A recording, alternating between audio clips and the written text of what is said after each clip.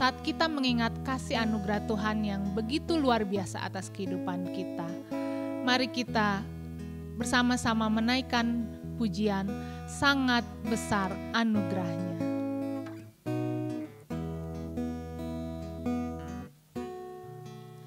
Sangat besar anugerahnya yang telah ku alami.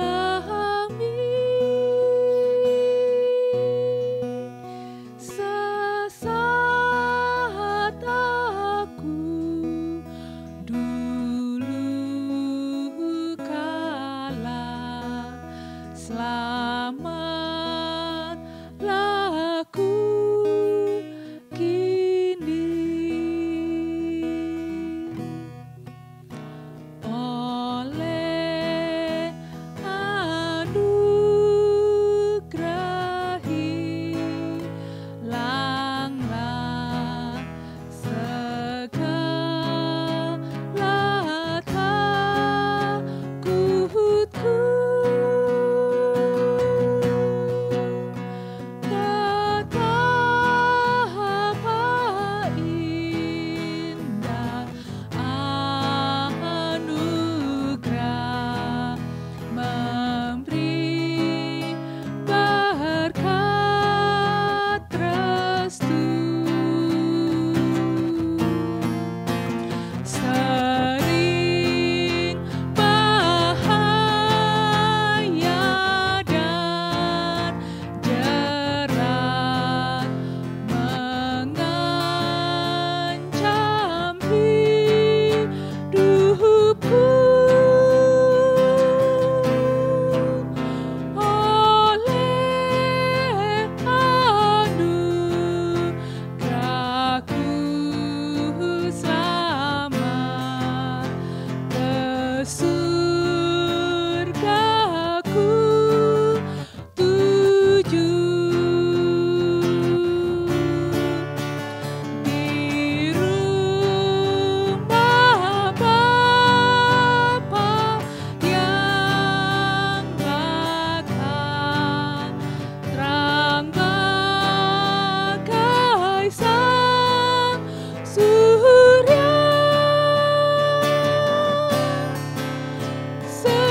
Sejuta tahunku di sana, tak habis ku puja, tak habis ku puja. Nah, saat ini kita akan bersama-sama mempersiapkan hati kita untuk mendengarkan kebenaran firman Tuhan. Mari kita menyanyikan pujian Dekat Bapa. Ketika kita berdiam terus dekat kepada Tuhan, semakin indah kasih Tuhan yang senantiasa kita rasakan dalam kehidupan kita. Mari kita menyanyikan pujian ini, Dekat Bapa.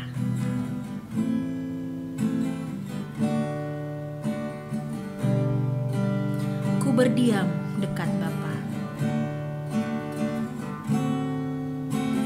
Ku berdiam dekat Bapa, semakin indah ku rasa. Aku dilayakkan untuk memuji Dia.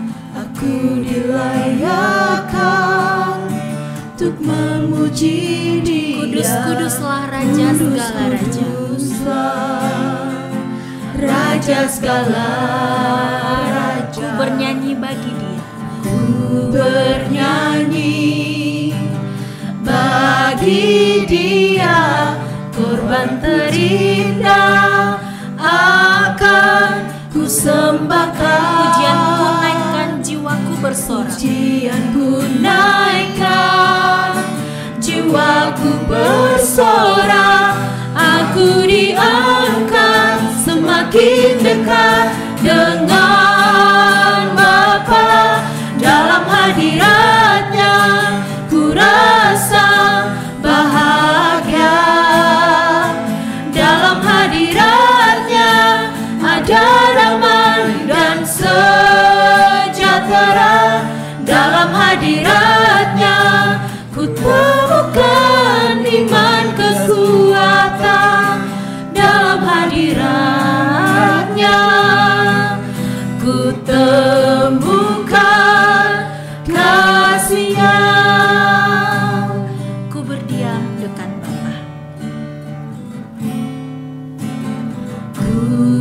berdiam dekat Bapa, semakin indah, indah ku rasa. Aku dilayakkan untuk memuji Dia, kudus, kuduslah Raja segala raja. Ku bernyanyi bagi Dia, korban terindah akan ku sembahkan. Pujian ku naikkan, jiwaku bersorak, aku diangkat semakin dekat dengan Bapa. Dalam hadiratnya ku rasa bahagia. Dalam hadiratnya ada damai dan sejahtera. Dalam hadiratnya ku temukan iman kekuatan. Dalam hadiratnya ku temukan kasih-Nya. Dalam hadiratnya ku rasa bahagia. Dalam hadiratnya ada damai dan sejahtera. Dalam hadiratnya ku temukan iman kekuatan. Dalam hadiratnya ku temukan. Dalam hadiratnya ku temukan. Sekali lagi dalam hadiratnya. Dalam hadiratnya ku temukan kasih-Nya.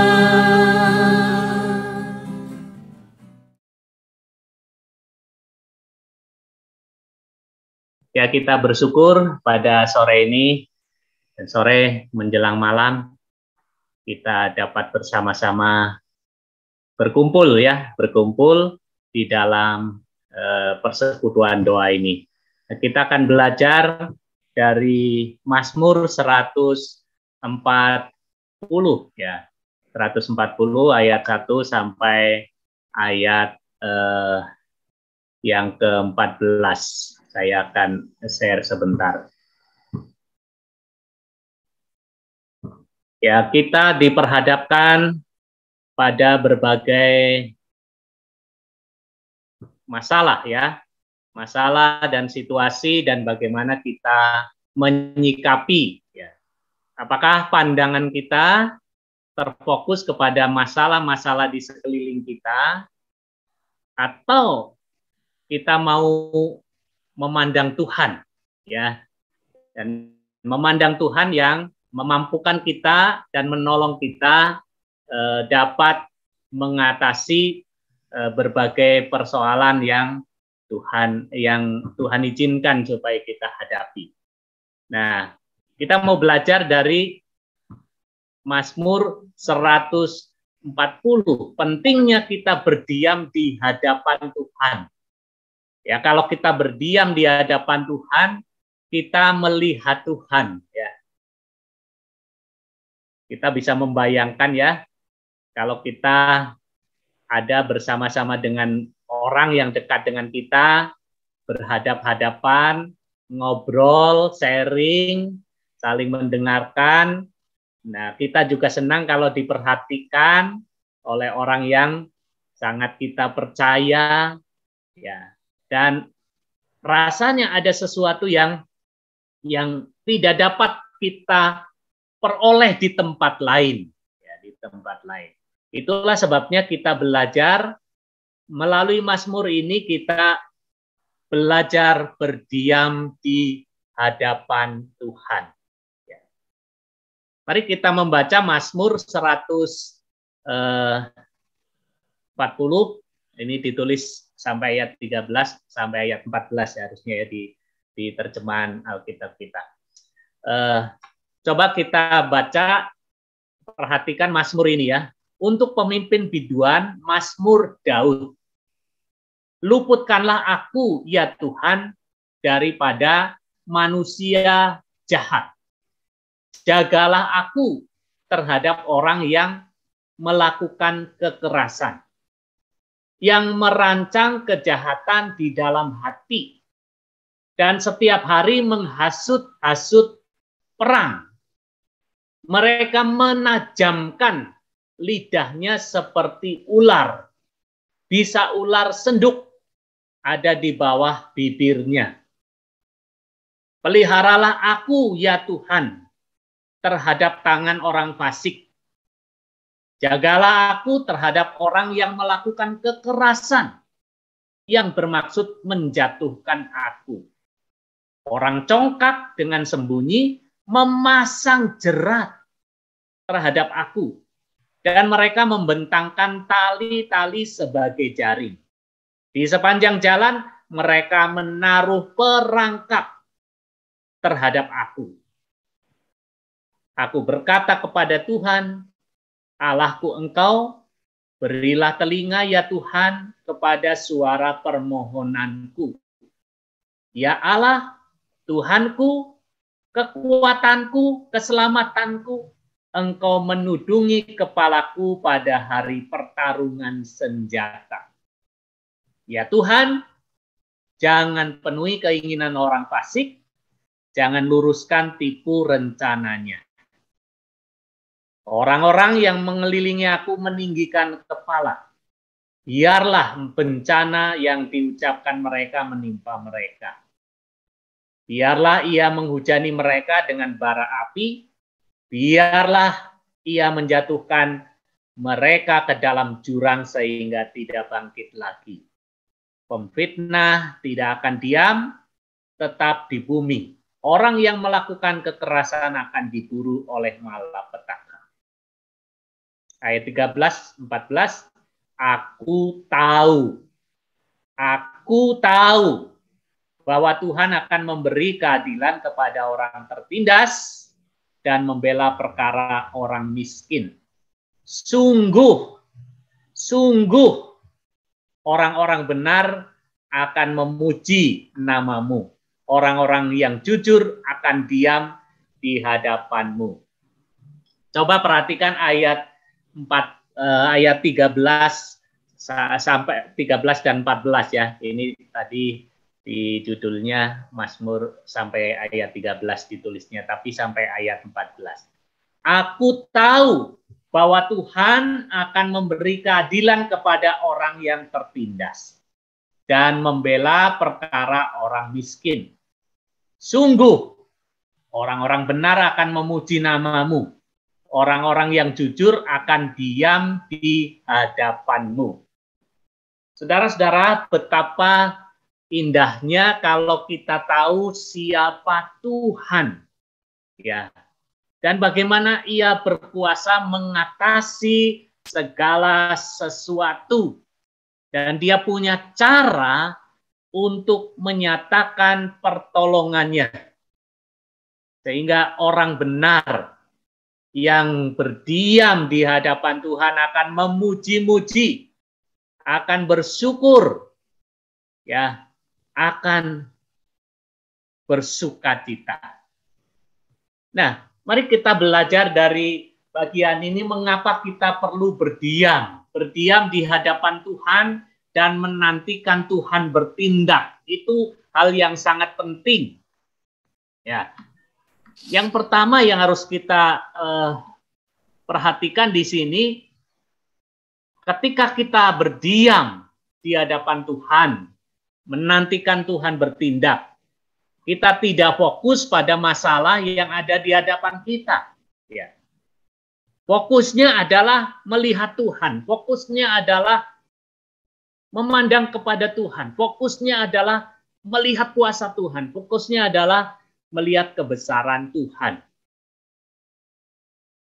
Kalau kita fokus pada masalah, jadi masalahnya yang besar di hadapan kita. Tapi kalau kita bertekad untuk berdiam di hadapan Tuhan, maka masalah itu menjadi begitu kecil. Ya. Di dalam ayat 1 sampai 9 dibagi menjadi 3 bagian ya. Ayat 1 sampai 4 berbicara kejahatan dan rancangan jahat dan berulang-ulang, diulang kejahatan-kejahatan. Ayat 5 sampai 6 orang fasik memasang jerat ya. Sama diulang. Bahkan ayat 7 sampai 9 ini ada hari pertarungan. Jadi kita bisa membayangkan ketika kita diperhadapkan kepada orang-orang jahat dan berujung kepada pertarungan. Kita tidak bisa membayangkan seberapa kuat kita bisa melawan, seberapa kuat kita bisa menghadapi, seberapa kuat kita bisa bertahan. Tetapi kita belajar di sini. Kita punya Tuhan. Dan ketika kita berdiam di hadapan Tuhan, Dia bertindak. Coba perhatikan Mazmur 140 ayat 1 sampai 4. Di sini dirinci rancangan dan tindakan jahat dari si musuh. Luputkanlah aku. Ini memang sebuah seruan dan doa ya, diulang-ulang permohonan. Ya Tuhan, daripada manusia jahat. Coba perhatikan. Jagalah aku terhadap orang yang melakukan kekerasan. Di dalam ayat 3 dikatakan mereka merancang kejahatan di dalam hati.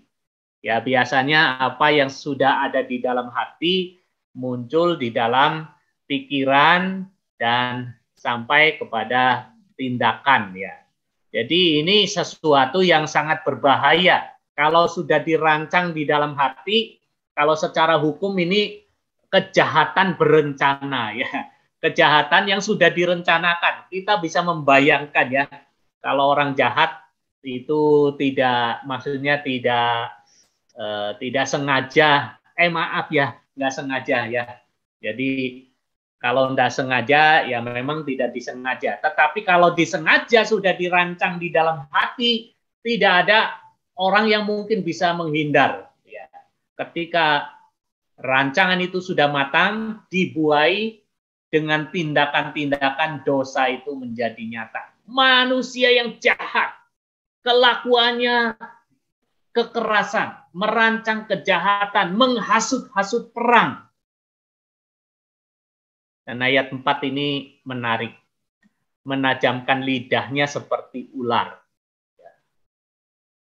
Jadi kejahatan ini bukan hanya tindakan tetapi juga lidah ya. Katanya perkataan fitnah itu lebih kejam daripada ibu tiri ya. Ibu tiri kejam, siapa yang bilang ibu tiri kejam ya? Ibu tiri itu kejam katanya. Yaitu paradigma yang salah yang dibangun ya. Tapi lidah ini lebih kejam ya. Fitnah itu lebih kejam. Mereka menajamkan lidahnya seperti ular. Dan dikatakan seperti bisa ular senduk. Saya belum pernah melihat ular senduk ya. Tetapi ini gambaran dari ular yang berbisa ya, jenis ular yang berbisa. Dan di bawah bibirnya, di bawah lidahnya, di bawah gigi-giginya pada waktu dia menancapkan giginya sambil mengeluarkan bisa, dah tidak ada waktu untuk bertahan. Kejahatan begitu kuat. Perang akan datang ya. Jadi karena kejahatan. Dan dikatakan di dalam ayat 5 dan 6 pemazmur masih menyerukan doa ya. Di bagian awal luputkan dan jagai, di bagian ini peliharalah dan jagalah. Ya. Karena dia menghadapi apa? Tangan orang fasik yang akan melakukan kekerasan. Mereka memasang jerat, tali-tali sebagai jaring, menaruh perangkap. Nah ini masalahnya kan sengaja ya tadi sudah rancang di dalam hati sengaja memasang jerat. Jadi kalau kita bicara rancangan bagian ini suatu kejahatan yang digambarkan itu terencana, ya terencana, sudah direncana matang-matang di dalam hati, diwujudkan di dalam perangkap. Perangkap itu berarti sesuatu yang tersembunyi. Nah, ini ya. Pada waktu saya kecil itu suka mencari burung ya. Ada jenis burung burung puyuh ya. Burung puyuh itu pada waktu kecil masih banyak ya. Dan apa namanya? Burung ini gampang kena perangkap. Ketika ada burung kemudian dia ditaruh perangkap, ya biasanya burung ini sembunyi-sembunyi dan dia hanya jalan-jalan di tanah, ya di tanah. Ketika dikasih makan, dikasih perangkap, wah, rasanya dia senang ya ada makanan. Tetapi ketika dipatuk atau diambil, ditarik, dia masuk perangkap, ya dia masuk perangkap. Wah, ketika saya waktu itu ya dapat burung ya yang masuk perangkap, senang sekali. Coba bayangkan ya, bayangkan orang yang merencanakan kejahatan di dalam hati, membuat perangkap, dan ketika itu terjadi senang. Kalau kita memikirkan orang yang senang melakukan kejahatan itu sebagai sesuatu yang membanggakan, seperti kemenangan, kita bisa membayangkan betapa orang itu begitu jahat, ya kejahatan begitu jahat sehingga ketika itu terjadi rancangan kejahatan, jerat kejahatan itu terjadi, justru merasa senang.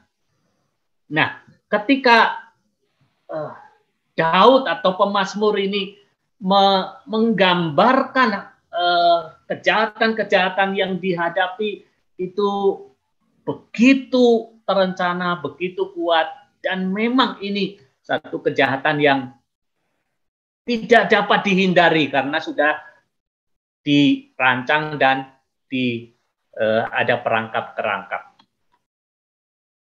Tapi dalam ayat ini sekali lagi Daud berseru kepada Tuhan, berkata ya kepada Tuhan, aku berkata kepada Tuhan, Tuhan, kau tahu mereka merancang kejahatan.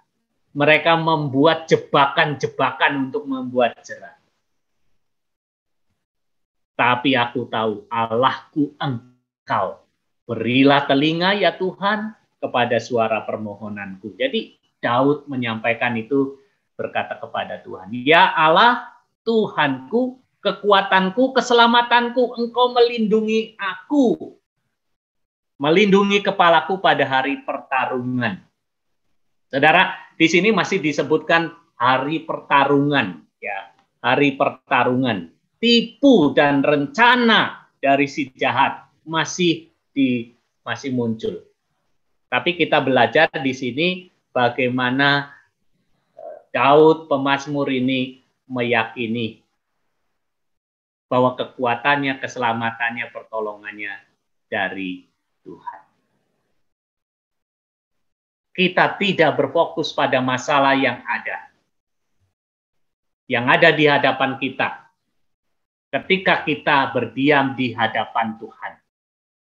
Dan dari bagian yang awal tadi, memang ada kejahatan, ada jerat, bahkan ada pertarungan, tetapi di balik semua itu, bagi orang yang berdiam di hadapan Tuhan, ada keluputan dari Tuhan. Ada pemeliharaan Tuhan. Tuhan tidak tidur.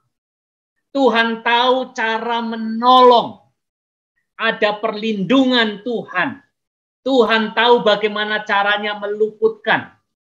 Saudara, dalam peperangan itu apa yang dilindungi ya. Di sini dikatakan, engkau menudungi kepalaku, engkau melindungi kepalaku daripada pertarungan senjata ya. Jadi kita punya topi ya, Biasanya dalam pertarungan kayak dulu Daud dipakai baju sirah, tetapi juga ada ketopong. Ya. Dan Daud apa? Dia nggak mau pakai ketopong. Ya, pakai ketopong. Kita ingat pertarungan dengan Goliat ya.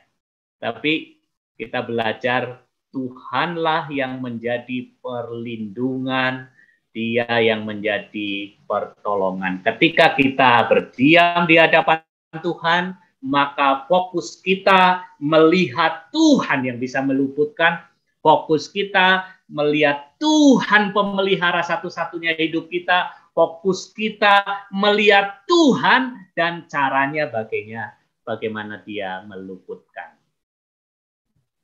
Bagian yang kedua, ketika kita berdiam di hadapan Tuhan, menantikan Tuhan bertindak, kita bisa belajar menyerahkan keinginan kita kepada Tuhan. Karena Tuhan memang bisa bertindak.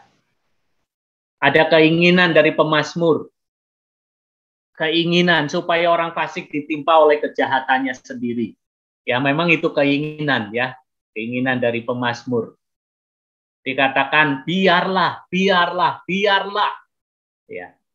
Orang yang menabur kejahatan akan menuai malapetaka. Di sini dikatakan orang-orang yang mengelilingi aku menginginkan kepala, meninggikan kepala. Biarlah bencana yang diucapkan mereka menimpa mereka. Biarlah ia dihujani mereka dengan bara api. Biarlah ia menjatuhkan mereka ke dalam jurang sehingga tidak bangkit lagi. Dan pemfitnah tidak akan diam tetap di bumi. Orang yang melakukan kekerasan akan diburu oleh malapetaka. Apakah kita mau menyerahkan ya? Biarlah Tuhan yang bertindak. Kadang-kadang kita mau bertindak ya, kadang-kadang kita mau mengusahakan. Jadi, tapi kita perlu menyerahkan keinginan kita juga kepada Tuhan. Ya, saya kira kita bisa berdoa apapun kepada Tuhan. Keinginan-keinginan kita bisa naikkan kepada Tuhan. Tetapi juga kita belajar melihat keinginan Allah, kehendak Tuhan. Ya, kehendak Tuhan di dalam kehidupan kita. Kita bisa menyerahkan keinginan kita kepada Tuhan karena Dia bertindak. Belajar menyerahkan kendali kepada Tuhan tidak mudah. Ya, tidak mudah. Kadang-kadang kita ingin bertindak sendiri. Kadang-kadang kita ingin bertindak cepat. Kadang-kadang kita ingin masalah cepat selesai. Tapi ketika kita menyerahkan kendali kepada Tuhan, kadang-kadang Tuhan tidak cepat bertindak. Tuhan kadang-kadang masih berurusan dengan kita supaya kita makin bergantung kepada Tuhan, makin mengandalkan Tuhan. Tapi yang pasti Tuhan tahu caranya mengatasi orang fasik. Tuhan sendiri yang berurusan dengan orang fasik.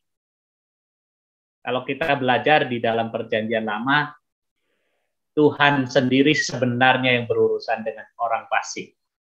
Tetapi tugas kita adalah mempercayai Tuhan, meskipun sepertinya kita tidak tahu waktunya. Kita pengen cepat menyelesaikan, kita pengen cepat melewati, kita pengen cepat terbebas. Tapi seringkali kita perlu mempercayai Tuhan. Ketika menyerahkan keinginan kepada Tuhan, itu berarti mempercayai Tuhan, meskipun sepertinya kita tidak tahu waktunya. Tuhan, saya tidak tahu kapan masalah saya selesai. Tuhan, saya tidak tahu bagaimana caranya mengatasi pencobaan ini. Tuhan, saya tidak tahu bagaimana melewati beratnya tekanan dalam hidup. Tuhan, saya tidak tahu bagaimana. Saya tidak tahu. Tapi biarlah Tuhan yang bertindak. Mari kita belajar mempercayai Tuhan, menyerahkan keinginan kita, menantikan Tuhan. Meskipun sepertinya prosesnya menunggu waktu Tuhan. Ada nyanyian yang sering kali senang kita nyanyikan. Waktu Tuhan pasti yang terbaik. Tapi ketika kita mengalami persoalan, pergumulan, seringkali kita mau mengambil alih dan kita mau menyelesaikan sendiri, tidak mau menunggu waktu Tuhan. Dan berdiam di hadapan Tuhan berarti menyerahkan kendali pada Tuhan dan membiarkan Tuhan dengan caranya, dengan waktunya, dengan kehendaknya bertindak. Dan yang ketiga, ketika kita berdiam di hadapan Tuhan itu berarti kita yakin, mempercayai Tuhan sepenuhnya yang dapat melepaskan kita dari jerat dan pencobaan. Aku tahu, ini luar biasa ya, aku tahu, sungguh aku tahu Tuhan benar dan adil sebagai pembela, dan kunci kemenangan adalah berdiam di hadapan Tuhan. Aku tahu bahwa Tuhan akan memberi keadilan kepada orang yang tertindas, membela orang yang miskin. Sungguh orang-orang benar akan memuji namamu, orang-orang benar akan bersyukur, orang-orang percaya akan memuji Tuhan, dan orang yang jujur akan diam di hadapanmu. Kita belajar dari pemazmur. Apakah kita rela menyerahkan kepada kendali Tuhan dan kepada tangan Tuhan? Tuhan, ini masalah saya. Tuhan, ini persoalan saya. Tuhan, saya sedang menghadapi tantangan. Tuhan, musuh saya begitu berat. Mungkin kita tidak menghadapi musuh seperti Daud yang dikatakan di dalam Mazmur ini, atau pemazmur dalam menghadapi rancangan orang jahat, orang fasik. Tetapi seringkali kita menghadapi betapa tantangan yang kita hadapi begitu sulit. Dan kita berkata, aku tahu Tuhan kekuatanku, Tuhan keselamatanku, Tuhan yang ku percaya melindungi, dan aku tahu cara Tuhan melindungi. Dia melindungi kepalaku. Sesuatu yang vital, sesuatu yang penting, sesuatu yang berharga, Tuhan lindungi. Dan sungguh aku mau berdiam di hadapanmu. Mari kita belajar berdiam di hadapan Tuhan. Keyakinan pentingnya berdiam di hadapan Tuhan yang dapat melepaskan kita, karena Tuhan yang benar, Dia akan menjadi pembela. Tuhan yang kita percaya, kita tahu, kita sungguh yakin bahwa di dalam Tuhan ada kemenangan bagi orang yang berdiam di hadapan Tuhan. Mari kita tidak fokus pada masalah yang ada di hadapan kita. Mari kita menyerahkan keinginan kita kepada Tuhan yang dapat bertindak. Mari kita percaya sepenuhnya bahwa Tuhan dapat melepaskan kita dari jerat dan pencobaan. Mari kita berdiam di hadapan Tuhan, sehingga kita tidak khawatir akan masalah yang kita hadapi, karena kita tahu cara Tuhan melindungi, karena kita tahu cara Tuhan menolong, karena kita tahu cara Tuhan melepaskan, dan kita tahu waktu Tuhan adalah waktu yang terbaik untuk membawa kita kepada kemenangan. Saat kita memasuki doa, mari kita berdoa. Fokus pada Tuhan, berdiam di hadapan Tuhan, dan menyerahkan. Bukan hanya masalah-masalah, tetapi kita tahu bahwa Tuhan juga mengasihi mereka.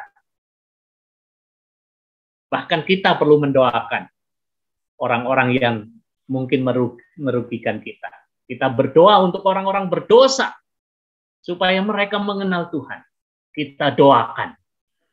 Daripada kita menjadi sakit hati, menghadapi masalah, menghadapi orang, menghadapi keadaan, lebih baik kita menyerahkan segala kendali kepada Tuhan dan berdiam di hadapan Tuhan yang dapat menolong.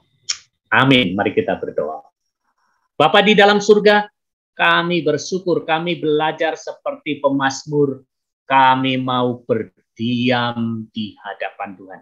Karena dengan berdiam itulah kami dapat bersyukur melihat kemuliaan Tuhan. Karena dengan berdiam kami tahu kebenaran akan ditegakkan. Karena dengan berdiam kami tahu cara-cara Tuhan dan bagaimana Tuhan bertindak.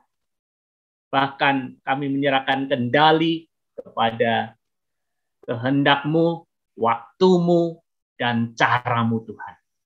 Terima kasih.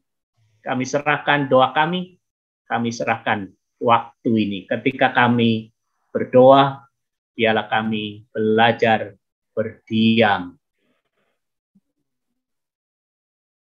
Dalam nama Tuhan Yesus, kami berdoa.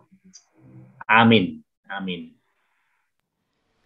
Di tengah pandemi COVID-19 yang menakutkan bagi banyak orang, situasi yang penuh dengan ketidakpastian, kadang-kadang bahaya datang tidak dapat kita duga. Persoalan datang silih berganti. Semuanya itu kadang-kadang menakutkan dan melumpuhkan kita. Hanya satu yang bisa kita perbuat, duduk diam di kaki Tuhan untuk mendapatkan kekuatannya, untuk mendapatkan pertolongannya. Mazmur pasal 46 ayat 10. Diamlah dan ketahuilah, akulah Allah. Lingkupiku dengan sayap.